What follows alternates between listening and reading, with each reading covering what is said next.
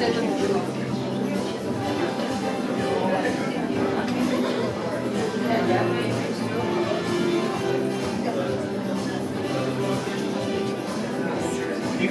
пожалуйста. Ваш совет, скажите, пожалуйста, есть что-то вечером можешь где вы хотите. И свободно от вас связано, когда же значит, поставить камеру, устав, конечно, собой. Доброе утро. Я попрошу всех занимать свои места.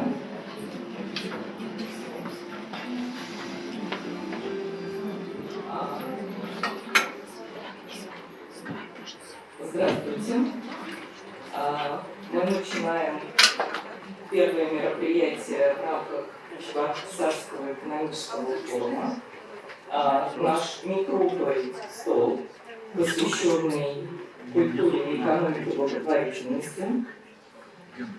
Сегодня в нашей беседе принимают участие Светлана Анатольевна Гарикова, министр культуры Республики Чувашия, Оксана Ивановна Орчева, генеральный директор благотворительного фонда Владимира Потанина, Алексей Александрович Ефимов, председатель Чувашского регионального отделения организации «Деловая Россия», и Татьяна Анатольевна Давыдова, научный секретарь Чувашского музея. Веду беседу я, Вероника Мисютина, я из школы управления Сколково. Спасибо. Я предлагаю для начала предоставить слово Светлане Анатольевне. Мы говорим с места. Если вам удобнее, то прошу к трибуне. Спасибо большое. Спасибо большое, уважаемые коллеги и, безусловно, дорогие друзья, потому что, когда мы обсуждаем темы, связанные с культурой, с благотворительностью, я уверена, что на площадке собираются обязательно только друзья. Совсем недавно мы проводили в Совете Федерации Дни Чувашии, и основная тема, с которой выступала я на этой площадке в ходе заседания комитета и министра образования, роль учреждений культуры и образования в инновационном развитии региона. Тема сама по себе была очень интересна, и вот она абсолютно связана с сегодняшней темой. В чем же роль культуры в инновационном развитии региона? Я потом дойду до благотворительности тоже. Мы должны очень хорошо понимать, что только человек хорошо образованный, культурный, и человек, который знает, любит свою родину, а родину невозможно отделить от культуры, может сделать все возможное для инновационного развития как отдельно взятого региона, так и в целом страны. И напомню начало фразы, которая всем нам хорошо известна, что таланту надо помогать. Завершать фразу не буду. И вот роль благотворительности, она во все века была очень значима. Мы прекрасно знаем, что в основе крупных музеев были частные коллекции. При создании крупных театров тоже стояли люди, которые очень хорошо понимали значение культуры. И мы сегодня с благодарностью принимаем здесь и представителя, и генерального директора фонда Потанина, школу Сколково, потому что образование, культура и благотворительность – это звенья одной цепи. У нас у всех одна цель – это инновационное, мощное развитие страны, а люди, которые развивают культуру, они всегда идут впереди, ведут за собой других. Я желаю нам всем успешной работы. Еще раз спасибо вам за то, что вы сегодня здесь. И мы надеемся на, конечно, долгое такое сотрудничество. И успех нас ждет. Спасибо большое за напутствие. Мы действительно сегодня беседуем на стыке культуры, экономики и благотворительности. И эта тема не перестает быть активно обсуждаемой и присутствует в повестках всех форумов и площадок. Недавно она активно обсуждалась на Питерском международном экономическом форуме. Буквально накануне в Чебоксарах закончились ежегодные глазычевские чтения, где тоже обсуждался вопрос сохранения культурного наследия и культурного кода. Ну и буквально несколько недель назад с подачи президента был организован Центр содействия развитию культурной экономики в регионах. Почему эта задача развития культурных индустрий столь актуальна и сейчас, и завтра? Назову 3 причины, по меньшей мере 3 причины. Об одной Светлана Анатольевна сказала, это непосредственный вклад культурных индустрий в экономику. Те рабочие места, тот доход, который создают культурные институции и предприятия. Вторая составляющая, и о ней тоже сказала Светлана Анатольевна, это условия для благополучия людей и для развития других некультурных, скажем так, индустрий. Ну и третья составляющая, о которой сегодня тоже пойдет речь, та, которую профессор Аузан называет культурный код. Экономисты пока не научились ее считать, но пытаются. Каким же образом нематериальные культурные нормы, установки, поведенческие предпочтения той или иной группы людей влияют на экономические успехи. Спасибо, вот уже как раз вывели слайд. Эта сложность, взаимосвязанность культуры с другими сферами жизни, она приводит к тому, что и собственная экономическая модель культурных институций сложная, но при этом дает возможность получать доходы и материальные, и нематериальные, иметь партнеров из множественных источников и разных типов. Извините, была какая-то техническая неполадка. Буквально недавно Агентство стратегических инициатив посчитало вклад культурных индустрий в экономику страны. План к 2030 году увеличить его до 6%. Для Чувашии также были проведены расчеты вклада креативных индустрий в валовый региональный продукт.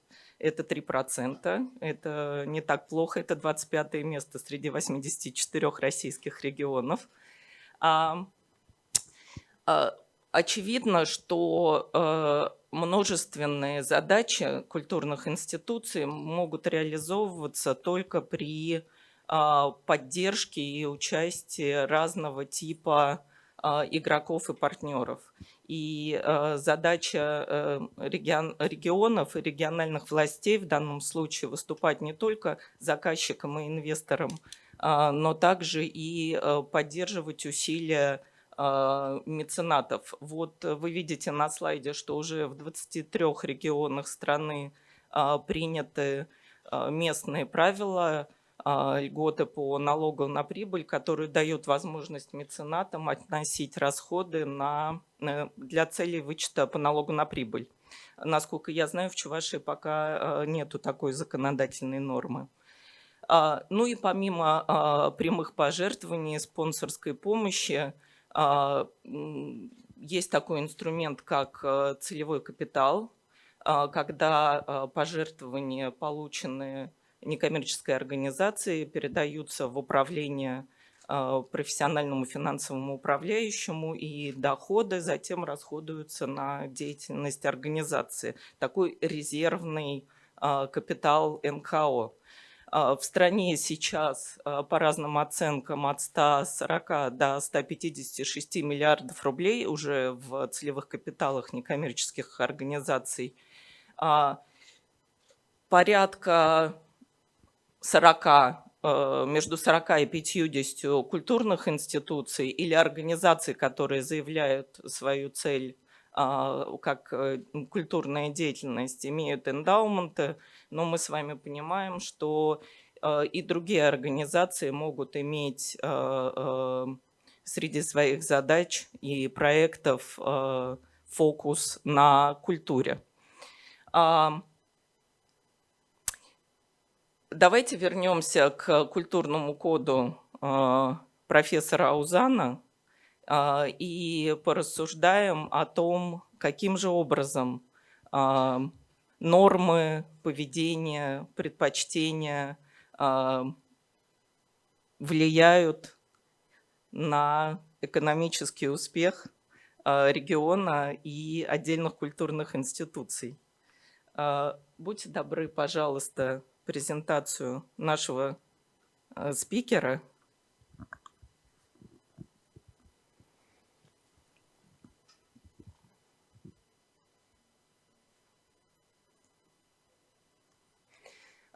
Оксана Ивановна, благотворительный фонд Владимира Потанина на многие годы поддерживает культурные институции по всей стране. Каким образом вы определяете фокусы и инструменты поддержки? Мы уже на протяжении почти 25 лет работаем с музейными организациями, в первую очередь, и в целом в сфере культуры. Начинали с конкурса «Меняющийся музей в меняющемся мире». В 2003 году его запускали. И тогда в первую очередь хотелось привнести в сферу музейную и в более широком смысле сферу культуры проектный подход, который позволял бы музею, с одной стороны, выполнять свою основную функцию по хранению, но с другой стать более современным, развиваться, двигаться дальше. И за время нашей поддержки удалось сформировать большое сообщество музейных проектировщиков. Сегодня музеи проектным подходом удивить невозможно, мне кажется, независимо от размера музея, большой он или маленький, федеральный, региональный, муниципальный, государственный или частный. Проект – это, наверное, одна из таких основных составляющих. При этом мы уверены, что проект, и вот мы так сразу на это смотрели, это именно инструмент. И весь период нашей поддержки мы шли от того, чтобы показать новые технологии, новые направления, но при этом оставляя за самими нашими грантополучателями содержательную поддержку, то есть содержательную тему.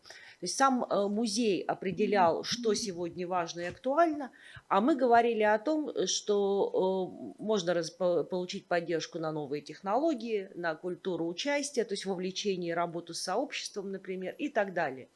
То есть соединяли актуальную повестку самой организации, музейной организации в данном случае, с новыми какими-то инструментами. И интересно, что как раз вот совсем недавно проводили исследование, его буквально вчера у нас завершилась трансляция на форуме «Музейный гид», посмотрели на устойчивость музейных проектов. Оказалось, что она достаточно высока, и многие проекты продолжили работать после грантового финансирования. Это говорит о том, что проект для музея – это больше сегодня, чем классический проект, который ты получил деньги, это возможность действительно что-то изменить. Причем наследие, вот это проектное наследие, оно очень разнообразно, и есть экспозиции, которые были созданы более 10 лет назад и продолжают успешно, например, работать. Понятно, что есть и короткие проекты, когда он завершается после окончания финансирования. Но о чем это говорит? О том, что музей, вот даже в этой проектной деятельности, опять объединяет две основные очень важные составляющие. Это работа с наследием, ну это основное, да, чем работает музей, и работа на будущее. То есть получается, что это объединяется, и проект позволяет подсветить эти обе составляющие. И независимо от того, как я сказала, в какой именно сфере работает музей. Мы специально, например, для себя не определяли сферы. Мы знаем, что есть много классификаций музеев, да, есть музеи там и краеведческие, есть тематические, есть мемориальные, есть музеи усадьбы, ну и так далее. В общем, разнообразие. Мы для себя решили, что у всех музеев, мы говорим про инструментарий, он должен работать и развиваться, и помогать уже в своей повседневной деятельности. Вот это, еще раз подчеркну, исследование, оно доступно на сайте, и там были выявлены основные признаки устойчивости проекта. И интересно, наблюдение, которое выявилось, это то, что важно сочетание, с одной стороны, проект всегда авторская история, да, и мы часто про это говорим, авторская история, ну, с более системной работой. Вот когда это сочетание складывается, тогда получается, что длинная жизнь у проекта. Но вторая составляющая здесь же, это то, что мы на протяжении всех лет поддержки увидели, как музеи активно сегодня, ну и в целом организации культуры, мы просто больше работаем с музеями, влияют, вот про то, что уже сказала Вероника, да, вносят свой вклад в культурный код, в экономику страны и в целом в развитие регионов, что во многих местах они могут становиться и становятся, у нас таких примеров проектов немало, драйверами развития. То есть, по сути, в хорошем смысле там могут быть и даже градообразующими предприятиями. Конечно, странно говорить о музее как о градообразующем предприятии, мы к такому не привыкли. Но если мы посмотрим на практику, то мы видим, что вокруг музея сегодня может складываться большая среда, которая, собственно, это дополнительные рабочие места, центр притяжения и так далее, и так далее. Мы даже совместно инициировали исследование, мы назвали его про культура счастья, но на самом деле это про вклад, конечно же, в благополучие человека, культуры в благополучие места, среды. И получились интересные очень результаты, они тоже доступны все на сайте, подтверждающие, что культура сегодня, причем нет какой-то монополии одной какой-то, да, там сферы или культуры, то есть она многообразна, что вот как раз развитие культуры на местах очень помогает развитию самого места. Причем, чем более диверсифицирована культурная среда, то есть чем больше у нас многообразия выбора, тем лучше. И она оказывает как бы существенное влияние на самочувствие людей. То есть в целом же мы хотим, чтобы люди себя чувствовали комфортно, были более счастливы в том месте, где они живут. Вот вклад культуры в это, как показали исследователи, достаточно большой. При этом культура понимается в самом широком смысле. То есть это не только наше классическое понимание культуры, когда вот сходить в музей или сходить в театр, но и любые другие культурные активности, будь то фестивальные, концертные, будь то инициатива какая-то уличной культуры. То есть вот все многообразие, оно и позволяет, когда культура как бы везде и повсюду, и позволяет людям чувствовать себя лучше в этой среде. Тем самым получается, что культура выполняет определенную и социальную функцию, особенно за пределами столиц, то есть за пределами центра. И многие именно культурные праздники становятся объединяющими для территории. То есть культура как бы пронизывает абсолютно все. Что еще оказалось интересно? Что сегодня очень модно и популярно стало привлекать внешних по отношению к месту людей для развития тех или иных культурных институций или проектов. И часто вот новые проекты инициируются приезжими энтузиастами. То есть складывается ситуация, когда культура, ну, так скажем, делается не местными, а приезжими. И вот здесь как раз тоже очень интересная история, потому что, хотя это могут быть проекты и высокого качества, которые инициированы извне, но они, несмотря на все благие намерения, могут часто и не приживаться. То есть для того, чтобы эти внешние проекты приживались и вносили вот свой вклад, они должны быть в первую очередь поддержаны изнутри. Ну и, конечно, для того, чтобы действительно складывалась та самая культурная среда, которая формирует вот инновационность в экономике и помогает территориям развиваться, нужно насытить культурой все городское пространство. То есть культура должна быть вне стен. Она, да, понятно, что есть организации, но как бы культура должна окружать нас абсолютно везде. И, собственно, выход даже проблематики культуры на экономические форумы – это тоже про это, что мы перестаем смотреть на культуру как нечто изолированное, которой занимаются определенные люди, профессионалы, смотрим на нее более широко. Культура как то, что нас окружает абсолютно везде. Это то, что формирует среду, это то, что позволяет объединять, казалось бы, малообъединяемые вещи, потому что формирует тот самый и культурный код, о котором идет речь. Ну вот, собственно, такое исследование мы поддержали, оно, как я уже сказала, опубликовано, качественное исследование, возможно, будет интересно. Чувашии там нет как отдельного региона, но можно спроецировать ситуации на свой тип организации и городов.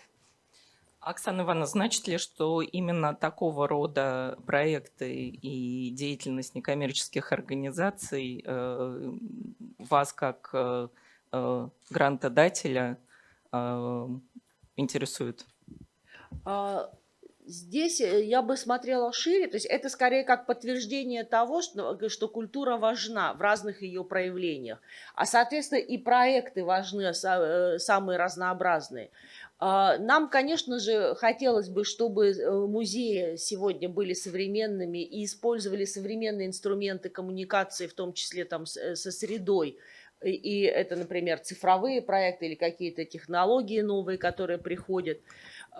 Такого рода мы поддерживаем. Или когда мы говорим о взаимодействии музея и сообщества, это тоже очень важная история. Причем, когда сообщество – это не совокупность посетителей, которые пришли на выставку или посмотреть постоянную экспозицию, а это сообщество, которое поддерживает организацию культуры и вместе с тем же музеем придумывает, куда музею двигаться дальше. Ведь самые интересные проекты появляются, когда они создаются, с одной стороны, профессионалами в сфере культуры, а с другой стороны, той аудиторией, ради которой, собственно, работает учреждение. То есть мы смотрим здесь более широко, проекты могут быть разнообразны. Нам очень интересны две новые темы, которые вот 2 года уже у нас эти конкурсы идут. Это связь музеев и креативных индустрий. Мы уверены, что здесь тоже очень большой потенциал. И это не только то, что связано с народными промыслами, а вообще в более широком смысле, то есть музей креативной индустрии. Хотя сам музей, по сути, это креативная индустрия, потому что иначе он развиваться не будет. Но здесь вот такой аспект. И это сохранение индустриального наследия и его включение в нашу повестку тоже средствами культуры. То есть когда мы говорим о том, что есть наше индустриальное наследие, оно в каждом практически городе сегодня, и не только городе есть, мы не знаем, что с ним сделать, потому что оно в том виде, в каком оно было, уже не соответствует сегодняшнему уровню развития. А культура может помочь преобразовать и использовать это пространство и сделать его еще одним центром притяжения, новым таким центром, и, соответственно, создавать ту самую городскую среду, которая делает людей, проживающих на территории, более счастливыми. Спасибо большое. Спасибо, Оксана. Алексей, пока экономисты спорят, как же все-таки посчитать культурный код народа и влияние на другие институты, у вас есть ваша версия, ваша позиция. Не зря вы вошли в попечительский совет и выступили одним из инициаторов создания эндаумента Чувашского музея.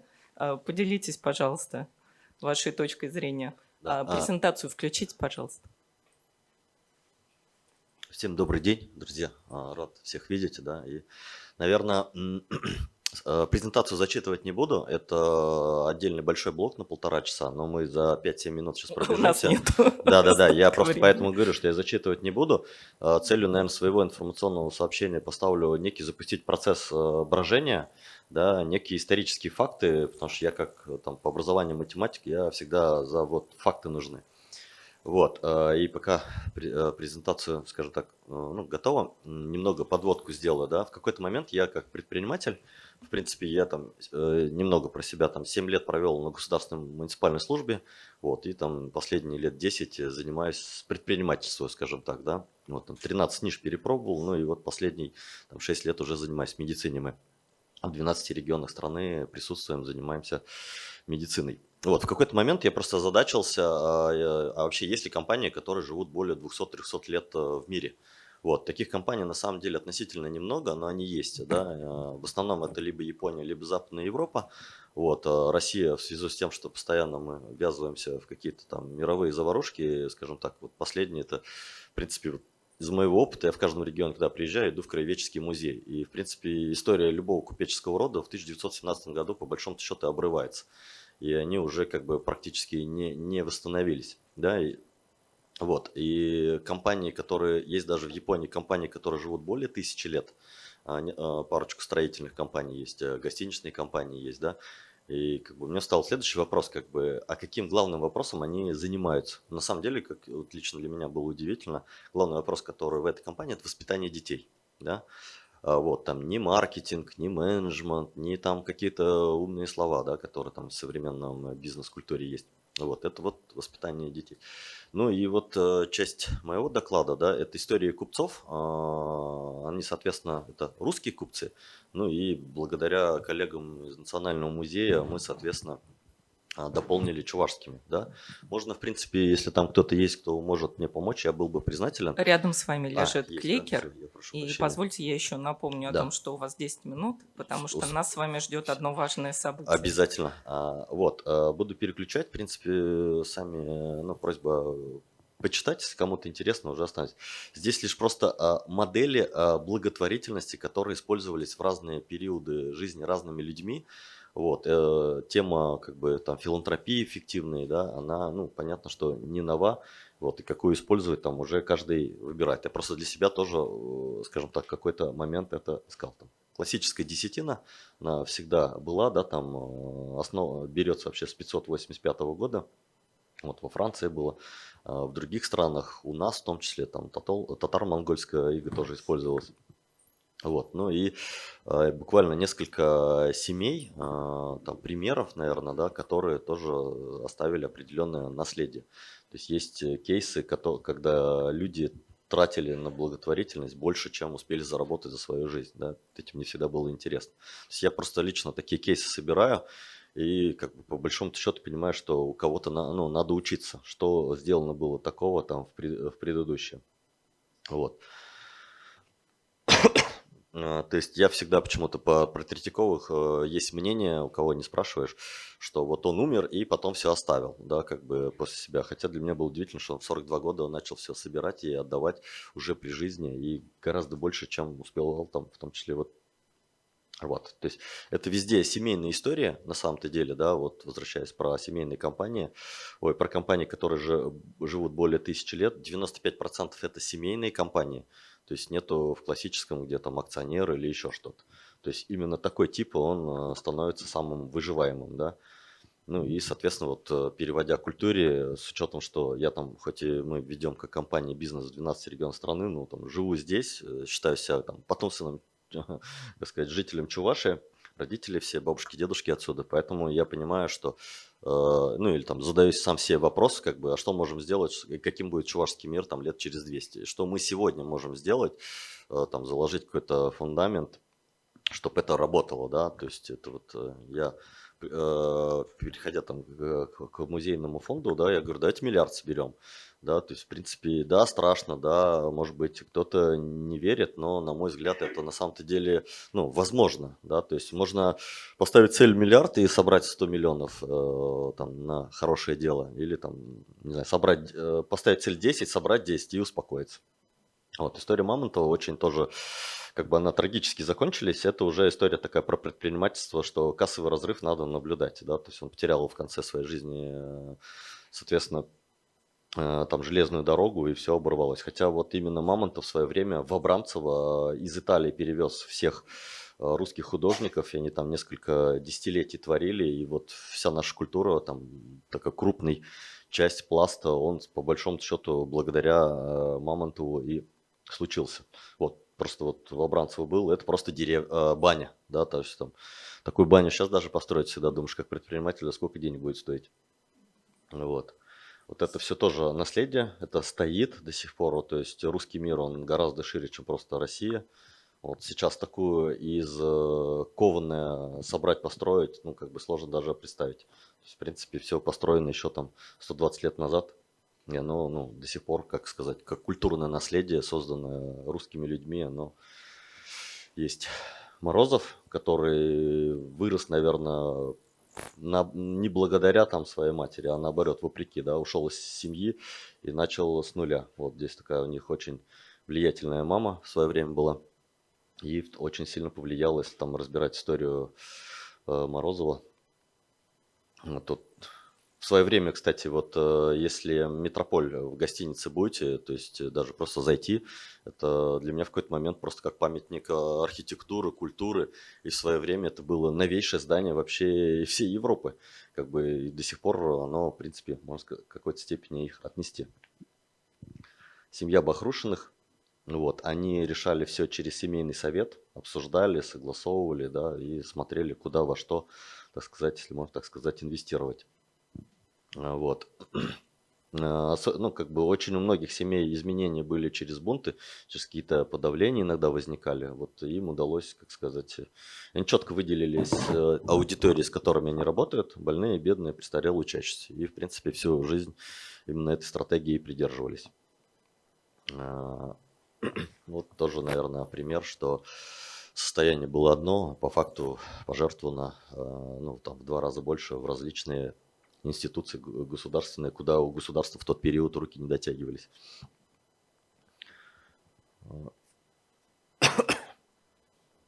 Кстати, вот у них, ну, я, по крайней мере, нашел, появились вот эти первые советы, да, чтобы не так, что денег дал, и проект постоянно требует новых денег, а некое подобие эндаумент фондов, когда выделяли деньги, и он должен был сам себя, это там больница какая-то, выделяли денег, и больница должна потом уже на доходы с этого фонда как бы жила, то есть это уже вот тогда на самом-то деле было, просто называлось чуть по-другому.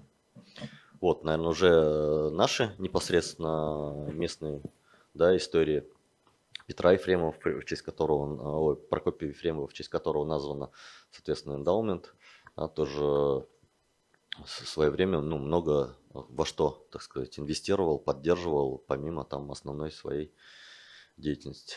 То есть Таланцевы, Селивановы. Ну и, наверное, резюмируя, вот, да, то есть и поэтому история про эндаумент фонд Чувашского национального музея, если там, я смотрю на это там лично как бы шире, чем просто музей, много что можно сделать, да, и, скажем так, помимо там каких-то государственных источников дохода, я верю, что люди могут там, не знаю, по 100 рублей, там, не знаю, чашку кофе скинуться, отправлять, да, и фонд копится, и на доход от этого можно уже какие-то проекты делать, связано там современно, да, там язык. Вот для меня было открытием недавно, хотя вроде про Ивана Яковлевича Яковлева там много чего слышал, знал, но вот только в музее его в Ульяновске, как бы для меня было открытием, что он там, так сказать, 50 лет жил, и люди говорили на чувашском, но, соответственно, алфавита-то и не был. То есть он его там придумал, устаканил, ну, как бы это привел, так сказать, в мир. Лично для меня это было такое интересное открытие, что вот, и, соответственно, ну, я, наверное, там призываю в конце от себя, да, то есть тоже, так сказать, как поддерживаю, в чем могу в меру сил музей. Ну и хотел бы всех привлечь, и я верю в то, что каждый там в меру сил может поддержать, и из этого что-то по принципу Неме, да, там, как сказать, и, там, в моем детстве было, пришли, один огород посадили, другой, третий, и там за один день всем картошку посадили, да, то есть вот какие-то, где-то что-то мы подзабыли, конечно, но надеюсь, что ну, вместе у нас это все должно получиться. Благодарю. Спасибо большое, Алексей. Как раз подробнее сейчас об эндаументе ведущего Национального музея Чувашии мы и поговорим. В этом году линейка культурных эндаументов страны Эрмитаж, Третьяковка, Гараж, Петергоф пополнилась еще одним региональным. Татьяна, вам слово. Добрый день. Рада видеть всех присутствующих. Сегодня мы с вами поговорим о том, как развивался Национальный музей и к чему он пришел на сегодня. Первый слайд, пожалуйста. Вообще, если мы говорим про музей, мы всегда музей воспринимаем только как Чувашский национальный музей. Но на самом деле наш музей намного шире. В состав Чувашского национального музея входит сам Чувашский национальный музей, который находится на Красной площади и который все очень хорошо знают. Но кроме этого, в составе наших структурных подразделений это литературный музей имени Константина Иванова, это музей Василия Ивановича Чапаева, это музейно-выставочный центр, это два музея Михаила Сеспеля, один из которых находится в Чебоксарах, второй находится в Канашском районе. Последний открытый музей – это музей чувашской вышивки, и в прошлом году в состав нашего музея вошел мемориал строителям безмолвных рубежей. Но на этом наши планы не заканчиваются, и в планах у нас в следующем году открыть музей вышитой карты России. Посмотрим, насколько это получится. То есть, видите, у нас музеи разноплановые, по тематической направленности, потому что вообще охватывают всю историю и культуру чувашского народа. А вообще, что значит Чувашский национальный музей? Наш музей находится в рейтинге топ национальных музеев России.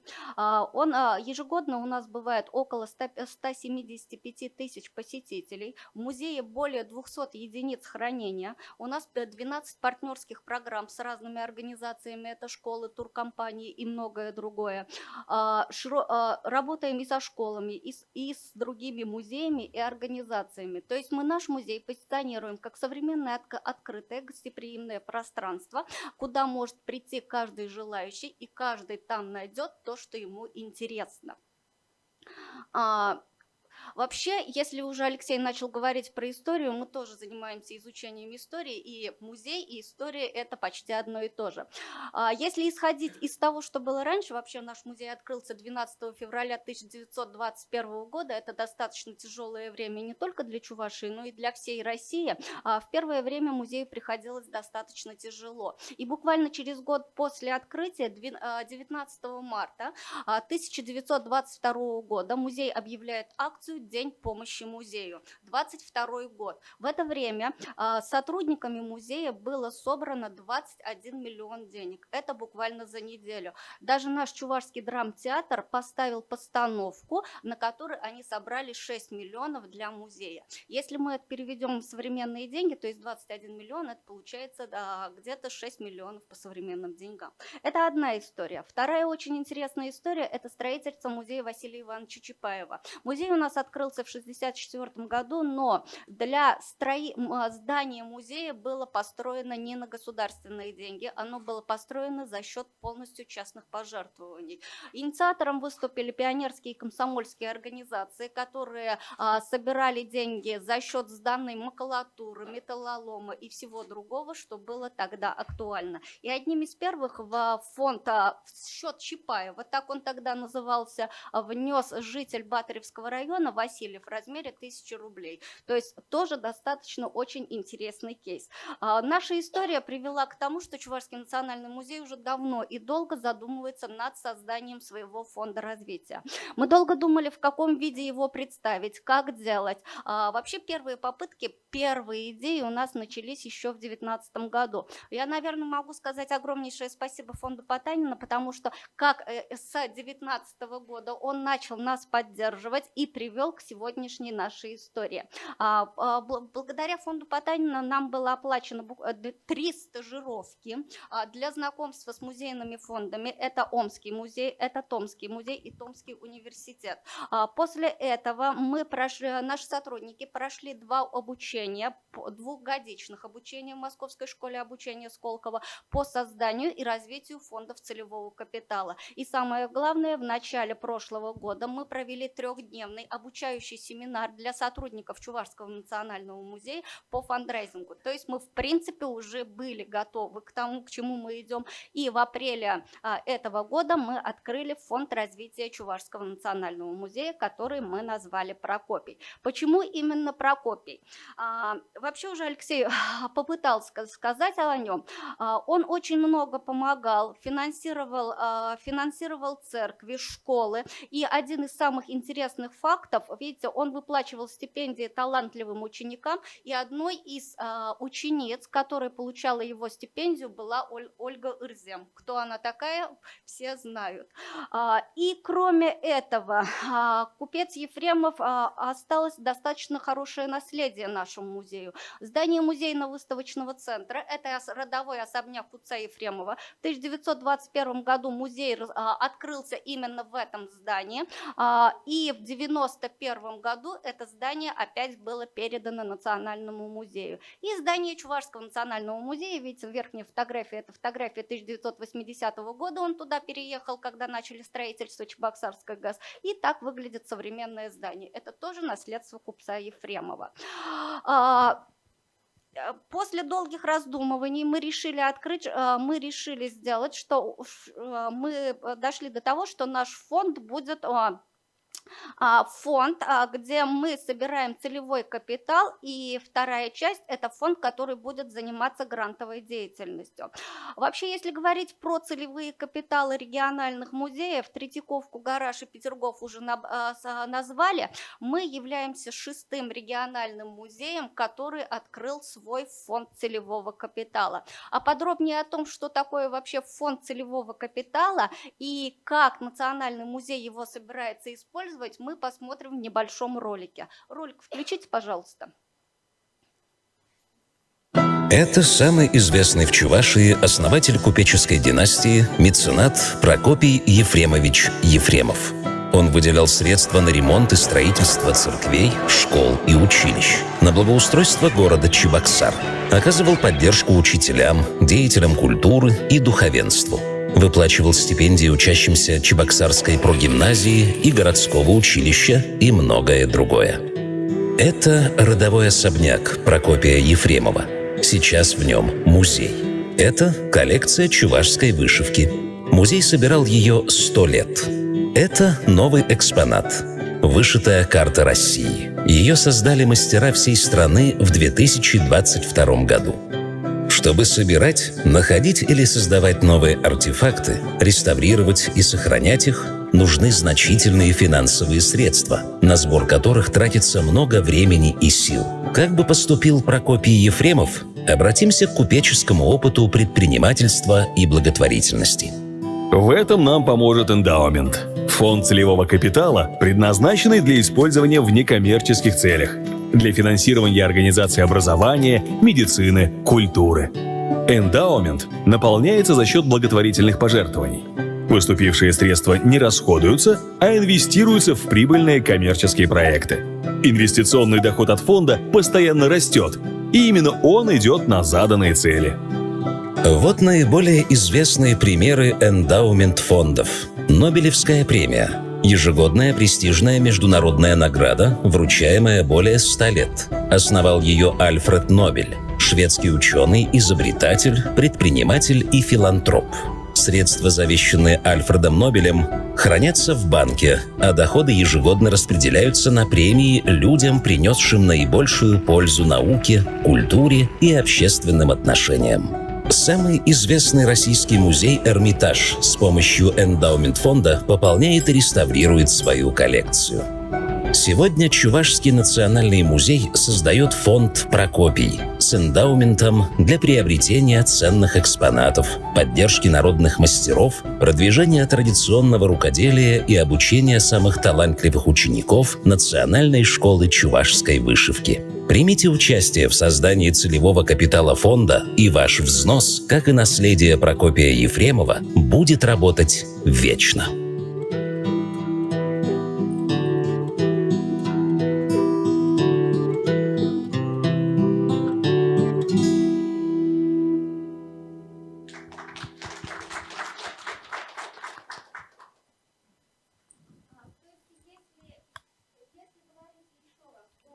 Татьяна, микрофон включите, пожалуйста. И если повторить еще раз, то мы собираем деньги, которые у нас будут вкладываться как депозит, уже говоря простым языком, а доходы будут направлены на развитие нашего музея.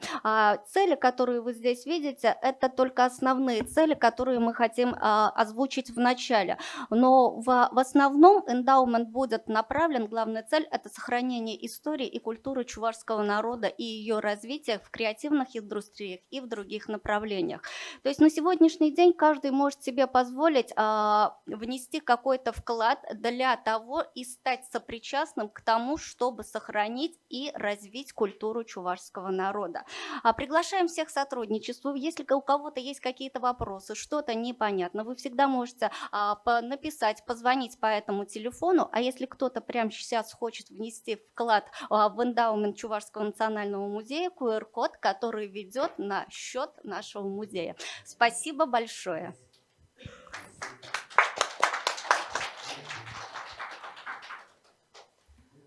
Татьяна, спасибо. Я непременно после панели воспользуюсь этой возможностью. Ну что ж, мне кажется, сейчас самое время перейти к анонсированному мною событию. Для этого я приглашаю сюда Ирину Петровну Меньшикову, директора музея, Оксана Ивановна и Юлия Лизичева, директор благотворительных программ фонда Потанина.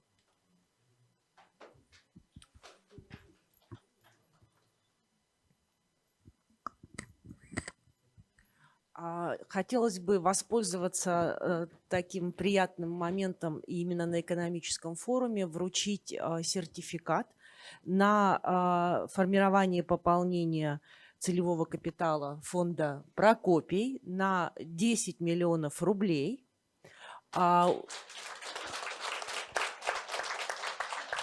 Мы уверены, что музей и фонд будут активно развиваться, и целевой капитал как раз поможет, собственно, реализовать те цели и задачи, уже озвученные сегодня, и внесет свой вклад в дальнейшее развитие культуры в Чувашии.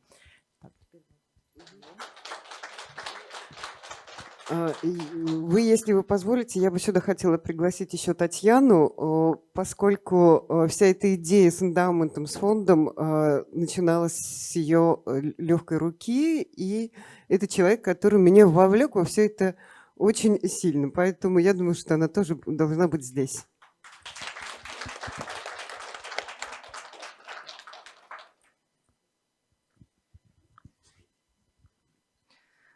Для истории эндаумента и музея необходимо зафиксировать этот момент.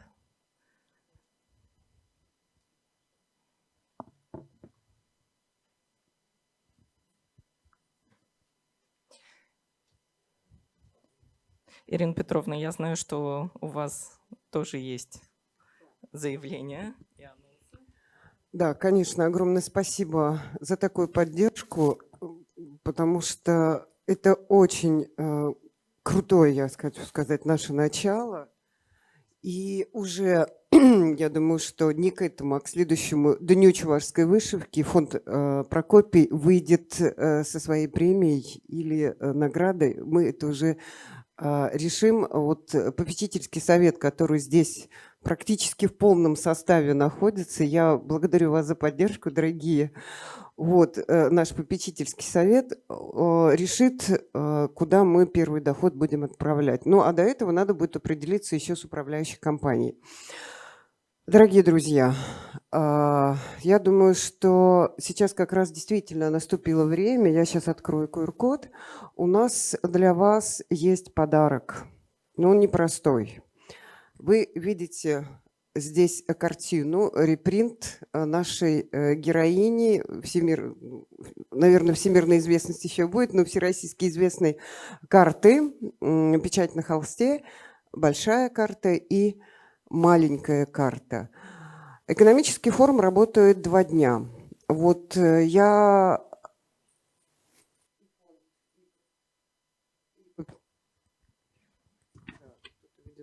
Алло.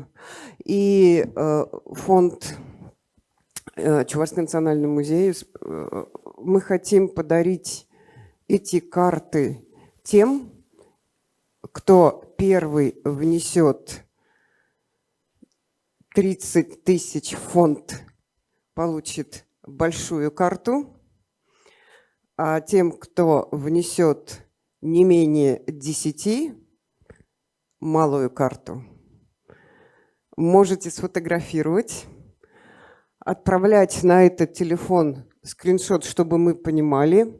Акция работает, то есть подарок вас ждет, если вы внесете в течение работы Чебоксарского экономического форума. Мы ждем. Я думаю, что сегодняшние слова, сказанные и фондом Потанина, и Алексеем, членом попечительского совета, они вдохновили вас, а вы можете вдохновить и других. Для того, чтобы каждый рубль, который вы внесете в фонд, как уже было сказано, он будет вечно работать на развитие нашей любимой с вами чувашской культуры. Спасибо. Ну что ж, пожелаем благополучной вечной жизни фонду Прокопий. Мы чуть позже обязательно предоставим микрофон гостям.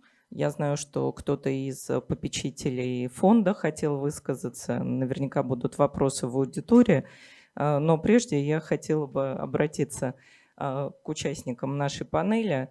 Мне известно, по крайней мере, о 3 сейчас российских регионов, которые занимаются большой, длинной работой по картированию своего культурного потенциала, по выбору приоритетов, какие направления в культурных индустриях в первую очередь развивать, и определяют меры поддержки, кластеры, налоговые льготы, субсидии и какие-то другие инструменты.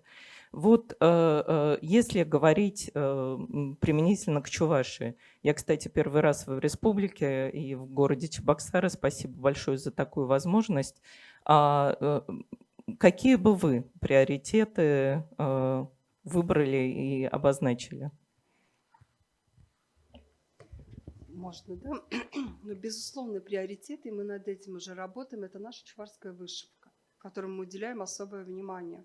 В 2000, насколько я помню, 15 или 16 году, Ирина Петровна напомнит, точнее, у нас в 2015 году был открыт музей чувашской вышивки, а в 2020 году указом главы уже у нас определен национальный праздник День чувашской вышивки. Сейчас у нас есть уже школа национальной вышивки, и уже эту школу закончила несколько потоков, и наши ученицы продолжают заниматься, творить, и, конечно, безусловным таким кодом нашей культуры, национальной культуры является, конечно, это вышивка.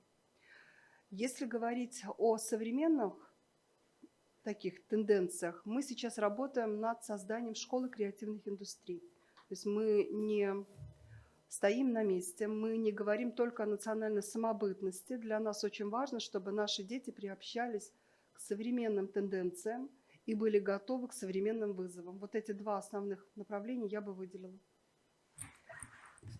Спасибо, Светлана Анатольевна. Алексей, Татьяна, ваши версии, интересы, ставки?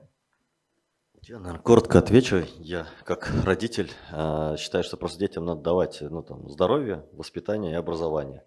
И мой фокус как предпринимателя внутри компании, вовне, это различные образовательные технологии, чтобы просто дети были современными. Ну и понятно, раз живем в Чувашии, знали и уважали свою культуру, историю и смогли ее приумножать и развивать.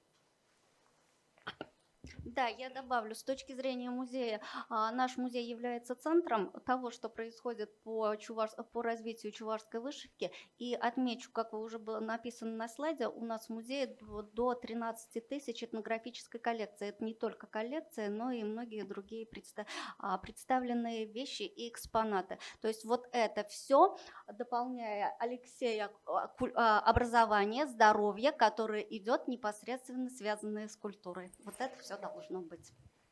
Спасибо. А если мы возьмем область отношений с меценатами, спонсорами, донорами, что в этой области с точки зрения поощрения налоговых льгот, общественных советов и других инструментов.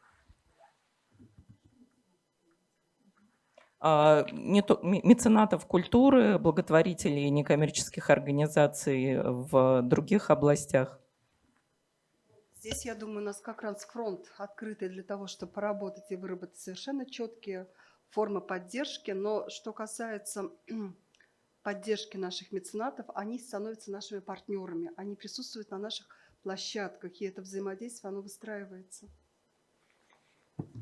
Спасибо. Мне кажется, сейчас как раз самое время предоставить микрофон для попечителей музея.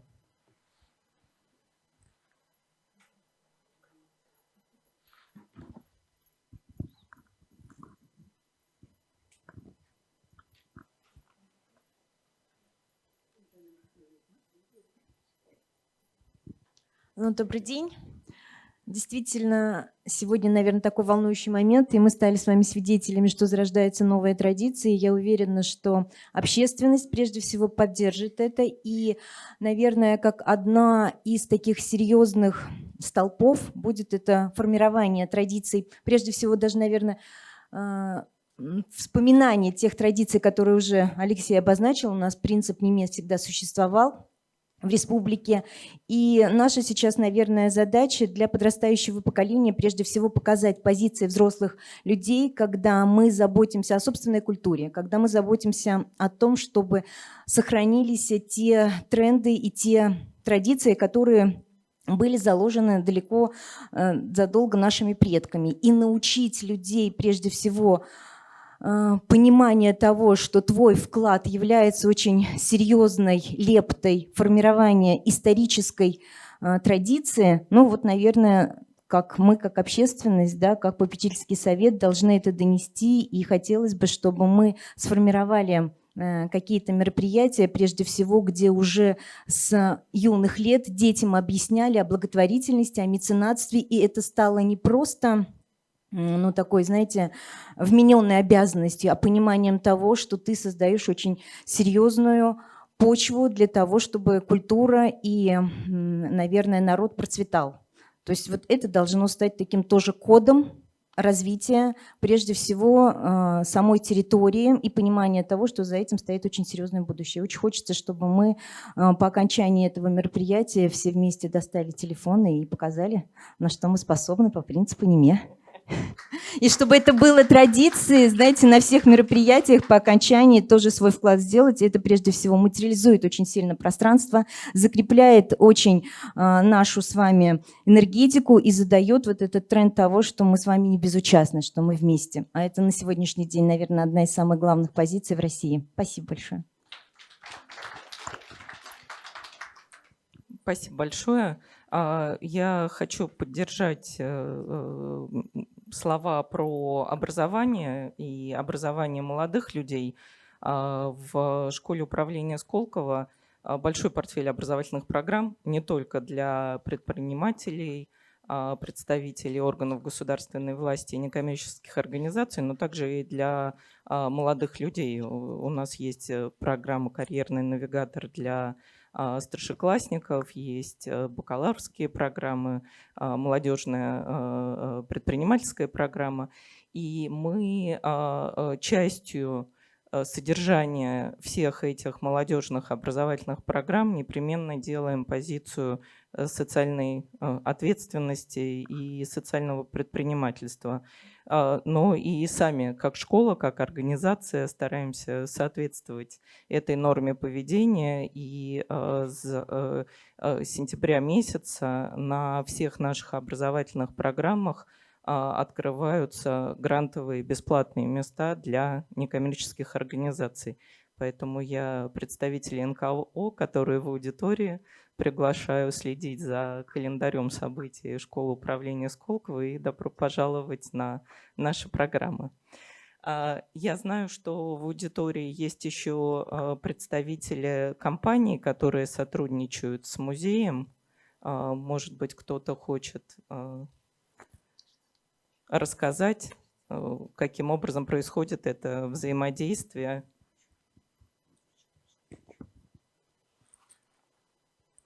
Добрый день. Меня зовут Александр Разумов. Я член попечительского совета. Меня очень задел первый слайд, там, где была цифра 23. Это те регионы, где ввели налоговые льготы для меценатов. Я считаю, что нам вполне можно стать 24-м регионом и одним из первых, может быть, шагов нашего эндаумента – это проведение круглого стола с депутатами Госсовета, ведь у нас наш региональный парламент, Госсовет, он принимает законы, и одним из таких законов может стать закон о льготном налогообложении для меценатов. Мне кажется, это вполне осуществимо в самое ближайшее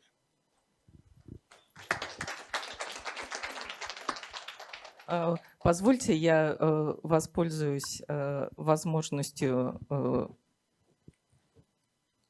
Я хотела бы задать вопрос как раз попечителю. Не только, естественно, не только налоговые льготы являются мотивом для благотворительного участия в музее и в других ваших проектах. Что заставляет вас сотрудничать с музеем? Ну, вообще сама идея личного вклада в развитие культуры своей родной республики, наверное, это самая главная мотивация. Я хочу сказать, что моя личная инициатива как бы тоже заключается в том, что вот мы с нашими родственниками в нашей родовой деревне тоже решили заняться вот развитием нашей родословной истории. И одним из наших таких безумных планов это создание такого некого музея нашей родной деревни, нашего рода. Поэтому, мне кажется, это вполне, ну, это нормально, это естественно. И вот активное участие в подобного рода образованиях, фондах, это вот и есть наш личный вклад. Мы все любители поговорить о том, да, вот культуру нужно ее развивать, а вот участие и привлечение таких же разделяющих твои идеи такого рода институций, образования, мне кажется, это вот самая практическая реализация того, о чем мы говорим. Спасибо большое вам. Удачи с задумкой музея родной деревни. Нас уже двое, к сожалению, в Тульской губернии деревня моей бабушки, где я выросла, перестал существовать. И мне тоже хотелось бы сохранить память о ней. Оксана Ивановна, я знаю, что вы поддержали несколько проектов похожих. Может быть, вы подскажете? Совершенно верно. В портфеле поддержанных проектов есть несколько проектов создания музея, в том числе в сельских территориях. И, наверное, рекомендовала бы посмотреть на Центр социальных инноваций в культуре, который мы поддержали в деревне Сэп, Удмуртия.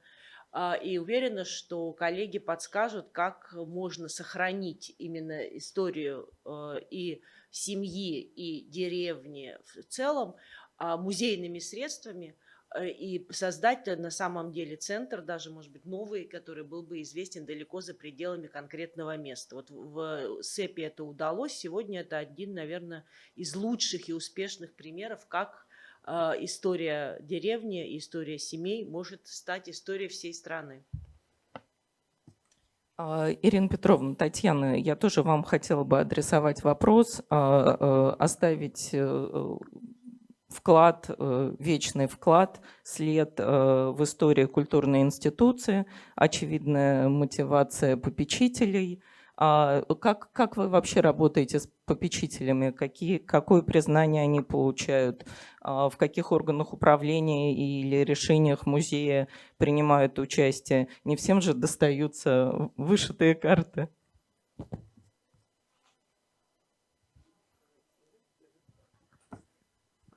Мы действительно начали только свой путь. Зарегистрирован фонд в апреле только этого года. То есть опыт работы с попечителями у нас не очень большой. Ну, я вот как раз вместе с попечительским советом, вернее, не с попечителями, а с нашими благотворителями, он у нас не очень большой. Вот. Тем не менее, я думаю, что мы будем развивать как раз историю клуба друзей музея, потому что это позволит нам проводить разного рода мероприятия для того, чтобы более подробно и более глубоко познакомиться с музеем, в том числе и с фондами, куда есть не каждому доступ. Это, возможно, предпросмотры открытий выставок. Ну и мне очень импонирует такая идея галереи Дель Арт. Ну, ботаницы знают про эту галерею, проведение аукционов. Опыт очень такой... Очень красивый опыт. Наше направление может быть немножко другим, не обязательно художественное произведение, хотя это тоже может быть. Его надо изучить, и я думаю, что в этом направлении мы дальше можем развиваться. Ну, плюшки и бонусы участникам нашего фонда, я думаю, что они как раз будут разрабатываться, и они о них скоро все узнают. Так. Таня, есть что добавить? Да, я бы хотела дополнить, как раз мы сейчас занимаемся разработкой корпоративных программ, то есть если есть у кого-то индивидуальные предложения, индивидуальные пожелания, всегда можно обратиться, и мы можем продумать корпоративную программу именно под ваши потребности и под ваши запросы. Спасибо. Прежде чем передать микрофон в зал для вопросов, я воспользуюсь возможностью и задам еще один. И Светлана Анатольевна, и Оксана Ивановна, и остальные наши участники сегодня говорили о сложной взаимосвязи музея как хранителя культурного наследия, музея как современной открытой институции, говорили о взаимосвязи с другими социальными сферами: образование, социальное сопровождение и помощь. Эндаумент музея, он первый культурный в республике, но не единственный целевой капитал. Целевые капиталы есть и у Аграрного университета, и у благотворительного фонда Анни Чижовой. Каким образом происходит вот это взаимодействие музейное с другими некоммерческими организациями? И какую роль в этом сыграет целевой капитал? Мы сегодня только начинаем свой путь. В первый раз мы встречались с руководителями НКО буквально 2-3 недели назад. То есть мы обозначили свои цели, сказали, что мы создаем вот такой фонд, и высказали свою готовность работать с ними. Сегодня, насколько я знаю, у нас в зале должен присутствовать директор фонда развития Аграрного университета. Мы ее специально пригласили, чтобы познакомиться и дать понять, что мы тоже работаем в этом направлении. И мы работаем со фондом Ани Чижовой, мы с ней разговаривали, мы то есть и консультировались, и проговаривали направление работы. Пока еще есть у нас еще один фонд развития, это школы, гимназии номер 5. С ними, к сожалению, мы пока на эту тему не разговаривали. То есть я считаю, что у нас все 4 разнонаправленных эндаумента получается в республике. Мы можем вполне продумать общую программу развития, то есть мы друг другу не мешаем, мы работаем на разную целевую аудиторию и уже работать в дальнейшем вместе. Спасибо, Татьяна. Есть примеры создания эндаументов, которые работают в интересах многих организаций. Это и Ульяновский культурный эндаумент, и территориальные фонды, например, в нашем Норильске. Но не обязательно реализовывать вот такую вот модель «один эндаумент на всех». Я хочу пожелать вам удачи в координации усилий разных организаций и их целевых капиталов. Мы готовы стать центром, который поможет и который тоже будет работать вместе. Всегда можно обращаться с вопросами. Как раз сейчас я предлагаю дать возможность задать вопросы или высказать комментарии из зала.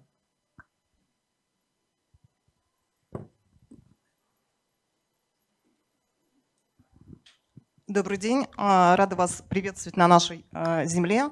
Я директор фабрики фирмы художественных промыслов «Пахотери». И, пользуясь случаем, хочу вас всех пригласить сегодня в Национальную библиотеку на открытие выставки нашего частного музея, который создан при фабрике «Пахотери» еще в 2009 году. То есть это полная частная инициатива лично меня как генерального директора. Мы сохранили экспонаты нашей фабрики, и нашему бренду «Пахотери» в этом году будет 100 лет. То есть у нас проходят разные мероприятия в рамках годовщины 100-летия. Мы непосредственно с Музеем национальным и Министерством культуры Чувашской Республики являемся партнерами. То есть Сурбан-Перле, вышитая карта Чувашии. Вот видите, вышитую карту России. Эти проекты были все реализованы на нашей фабрике. То есть технически мы разрабатывали, как это все соединить, превратить в единое красивое полотно. И я хочу сказать, что очень интересная и хорошая инициатива по развитию школы вышивки, что на сегодняшний день очень важно привлечь молодое поколение к вышивке, к народным художественным промыслам. Поэтому, думаю, такая инициатива должна быть поддержана на том уровне, чтобы мы, как предприниматели, получали все-таки какую-то льготу. Я вот поддерживаю тоже выступающего. Это нам даст дополнительный стимул до пополнения этого фонда. Приглашаю вас всех на выставку в Национальную библиотеку в 16:00.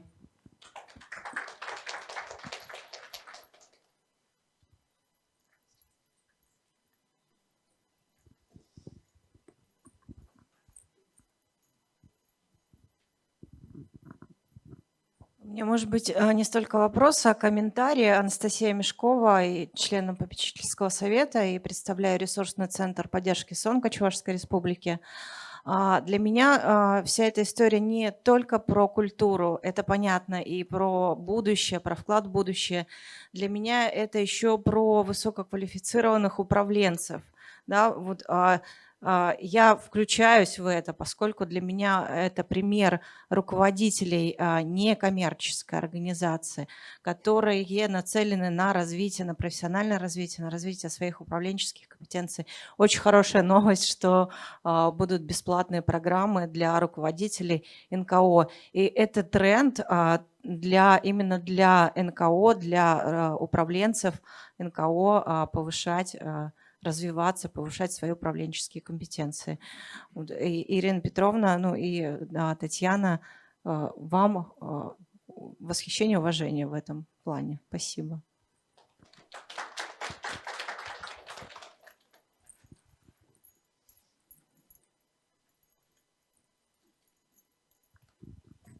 Я наслаждаюсь прекрасным звуком позвякивающих подвесок. Они имеют какое-то специальное название? Это же национальный, да, костюм?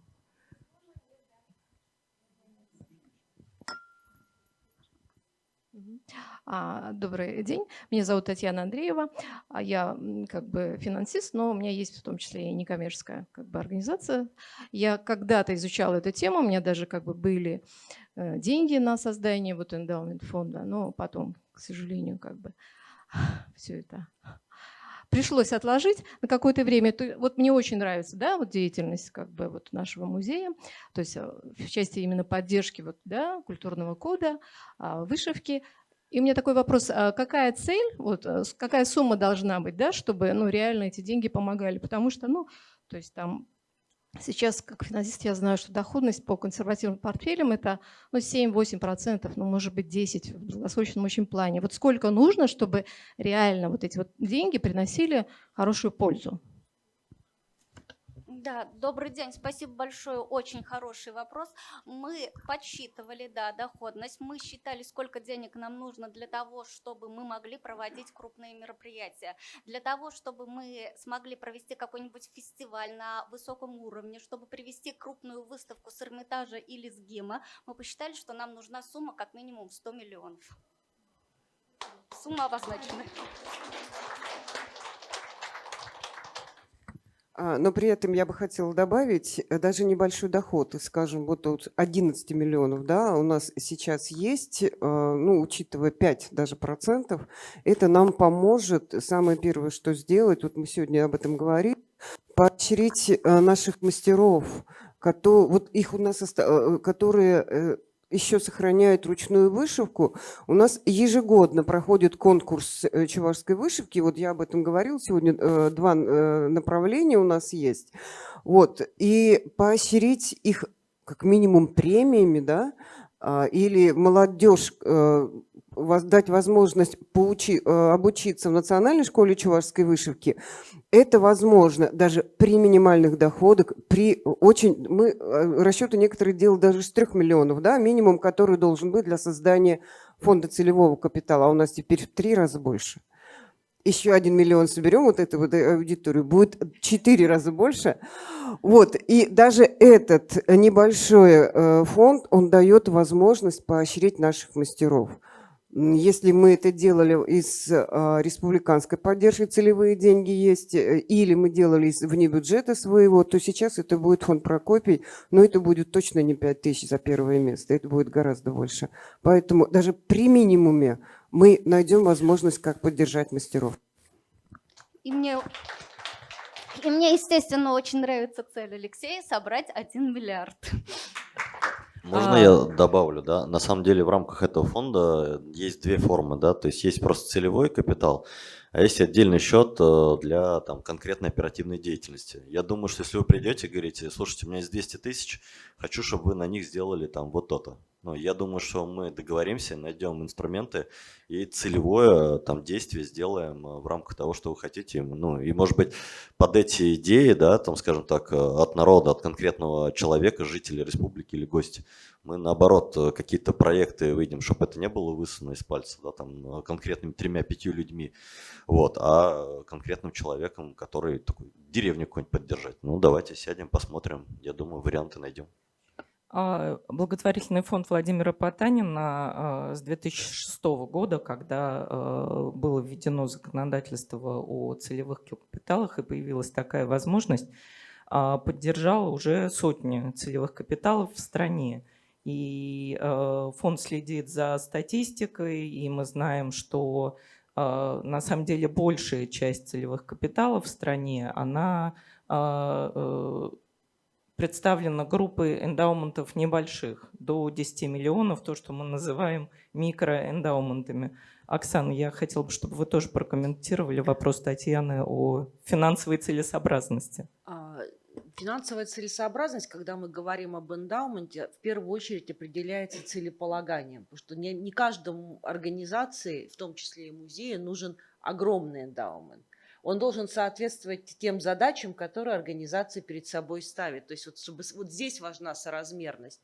И наш опыт показывает, что эндаументы порядка 10 миллионов даже, они вполне позволяют учреждениям культуры решать свои текущие очень важные задачи. Например, упоминали уже музей имени Врубеля, Омский художественный музей, который на средства, на доход от эндаумента регулярно пополняет свою коллекцию современного искусства. Оно сегодня недорогое, но коллекцию надо создавать и пополнять, иначе завтра, когда оно перестанет быть современным, а станет классическим, оно не окажется в музее.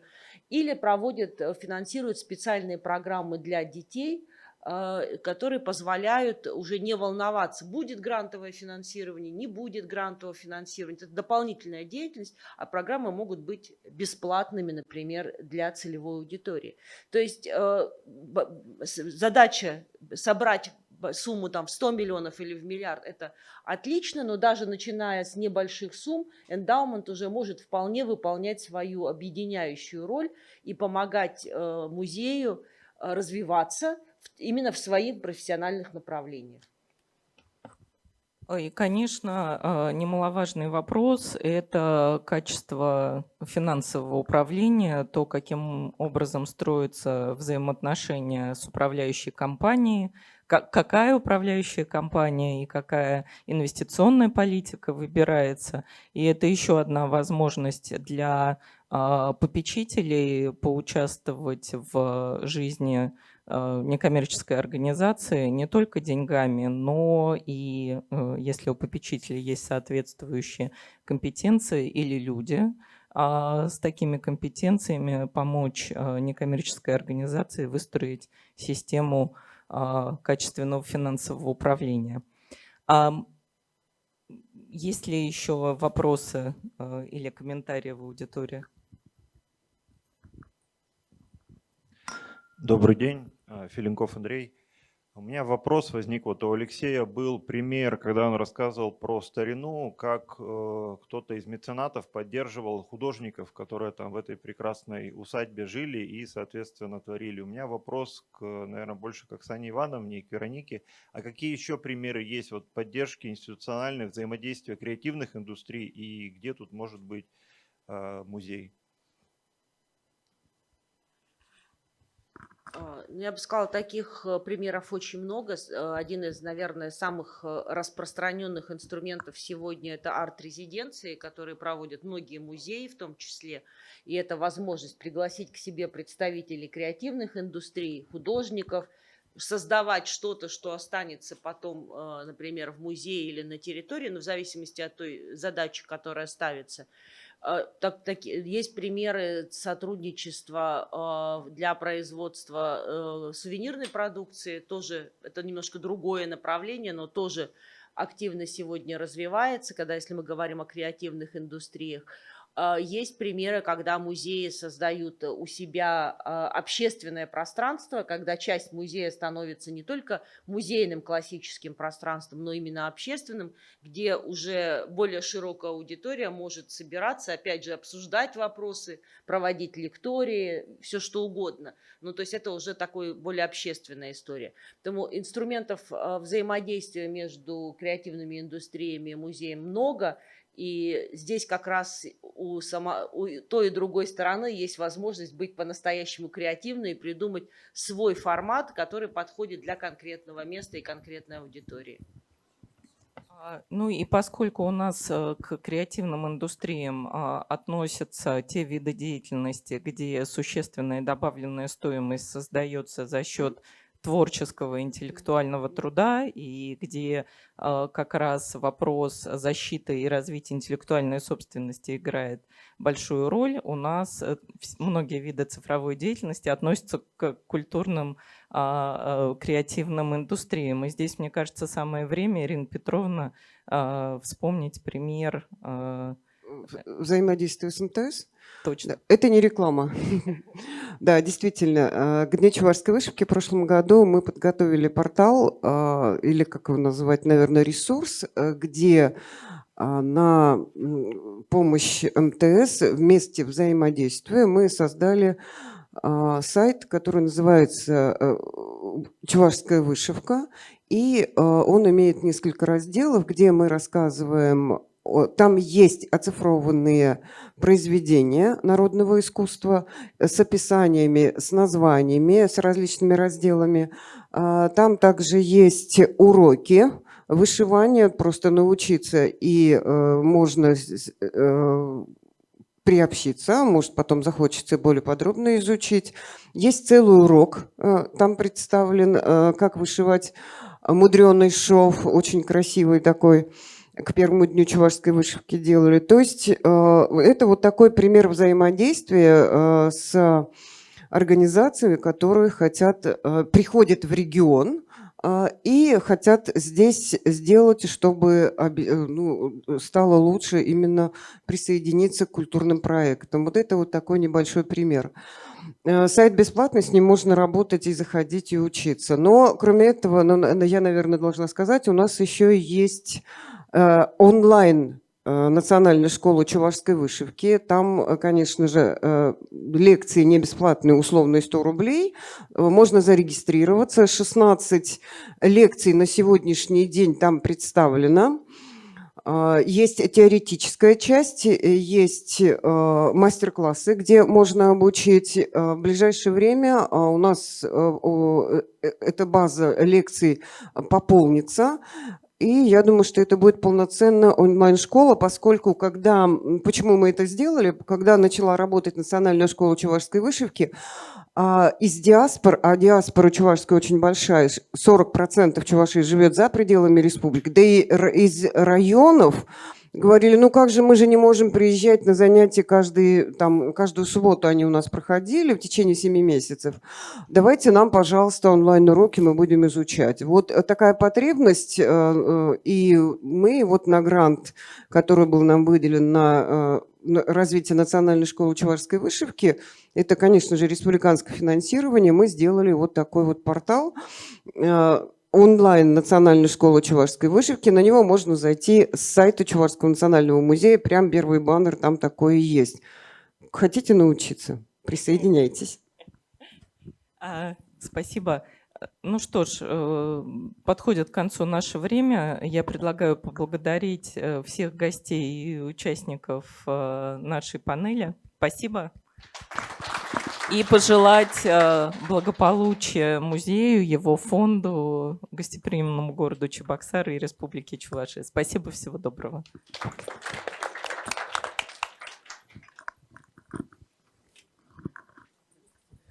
Уважаемые члены попечительского совета, мы можем с нашими сегодняшними героями сфотографироваться. Наши участники тоже, вы видите, мы тут сегодня были не одни, с нами был Прокопий Ефремов. Пожалуйста, можете с ним сфотографироваться и приобщиться.